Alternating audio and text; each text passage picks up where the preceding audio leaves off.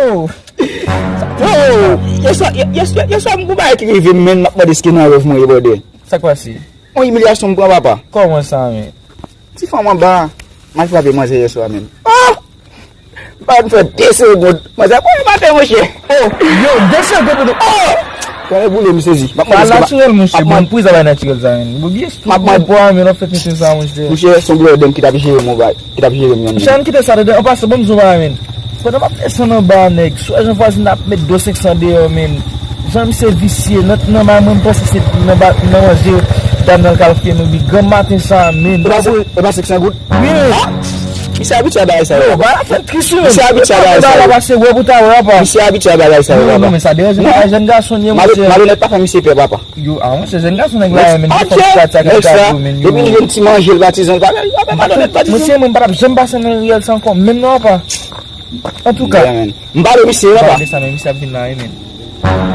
Desa fen. Machine. Wè machine mwen. Se kon bon vakas. Bagi kod na kou. Se mbalo tishin yo. Yo mbalo fen. Sik se mbalo. Mbalo guys. Machine. Sak paso men. Pro wala. Ay ye kol. Sak paso. Tek men boy pan now. Comment te wala. Tek men boy pan now. Sak paso. Wali nan ba la pe de million. Che, mte wo vreman men. Ma la fe mbali men sa ba wè sou pou alpante to. Pou ke son si yo fon bagay ou bi yo fon bagay ki mal yo ba la volou sa, se pou chanje men. E pa lè da chanje, non bon e konsalye men. La pe de voye ma pwant de pou lè mi bod de daye bon manje. Pou manje wala mte to wa? Oui, bon lè mbo. Ou si ke wala mte to fe? E se wala mte to fe? Oui, la katou baki pesen.